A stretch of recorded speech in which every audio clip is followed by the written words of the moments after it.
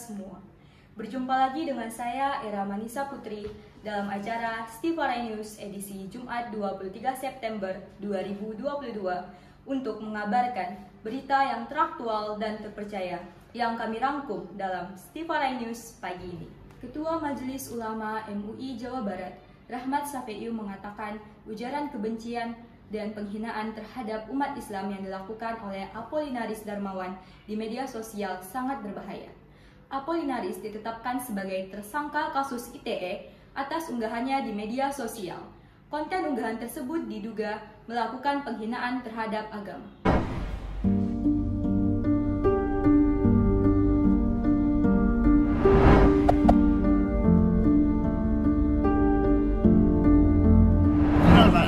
Ya, nanti Pak bisa dijelaskan aja nanti. Jangan sendiri yang mengakibatkan Bapak. Sengaja kita tunggu polisi datang, Pak. Maksudnya apa, Pak? Tadi udah habis ini. Bapak maksudnya apa menghina Islam? Ya, Bapak maksudnya apa menghina Islam? Hah? Hah? Nanti Pak, jangan bisa di jalan, nanti aja di kantor, Pak. Kamu juga? Kamu menghina agama kamu ya? Kita nggak bakalan ngehina, saya dari Katolik tau. Hah? Kami nggak pernah menghina agama kamu.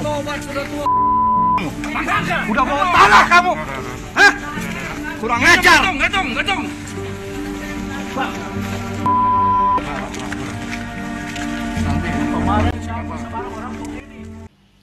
12 Agustus 2020, seorang Apollinaris Darmawan yang berusia 70 tahun terjerat pasal 28 UU ITE karena telah melakukan penghinaan terhadap agama Islam di media sosialnya. Ia mengatakan dengan jelas bahwasanya agama Islam bukanlah sebuah agama, melainkan ajaran sesat yang membiadabkan umatnya. Kaitan dengan jenis integrasi. Kasus tersebut berkaitan dengan jenis integrasi sosial karena pada kasus ini Apollinaris Darmawan melakukan penghinaan atau kebencian di media sosial terhadap umat Islam. Maka hal ini menyangkut masalah hubungan sosial antara masyarakat pemeluk agama Islam dengan pemeluk agama lain. Berdasarkan dari hasil pemeriksaan polisi, faktor yang melatar belakangi Apollinaris Darmawan melakukan tindakan penghinaan terhadap umat Islam karena yang bersangkutan diduga memiliki ideologi dan pandangan yang lain terhadap agama-agama yang ada di Indonesia.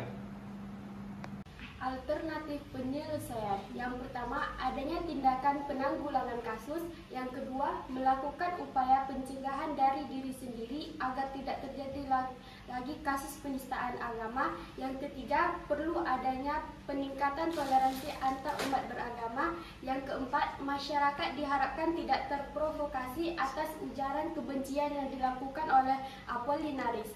Dan dalam penyelesaian permasalahan ini, masyarakat hendaknya tidak main hakim sendiri serta menyerahkan permasalahan ini kepada berbagai pihak berwajib. Kesimpulan yang dapat saya petik pada berita ini adalah seorang Apollinaris Darmawan kembali masuk penjara untuk kedua kalinya karena menghina agama Islam di media sosialnya. Karena menjelaskan secara terbuka bahwasannya Islam bukan agama, melainkan ajaran sesat yang membiadabkan umatnya. Kasus tersebut berkaitan dengan integrasi sosial, karena pada kasus ini Apollinaris Darmawan melakukan penghinaan atau kebencian di sosial medianya terhadap pemeluk umat Islam.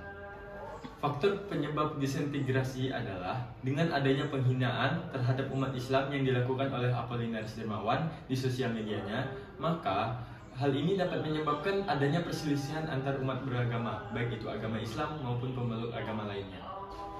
Alternatif penyelesaian. Yang pertama, adanya tindakan penanggulangan kasus. Yang kedua, melakukan upaya pencegahan dari diri sendiri agar tidak terjadi lagi kasus yang sama. Yang ketiga, perlu adanya upaya peningkatan toleransi antar umat beragama. Dan yang keempat, masyarakat diharapkan tidak terprovokasi sama sekali atas ujaran kebencian yang dilakukan oleh Apollinaris bahkan orang lainnya. Informasi tadi mengakhiri perjumpaan kita di Stivarai News pada pagi hari ini. Saya Era Manisa Putri beserta rekan-rekan yang bertugas pada hari ini pamit undur diri. Selamat pagi, sampai jumpa. Terima kasih kami ucapkan atas perhatiannya. Kami akhiri.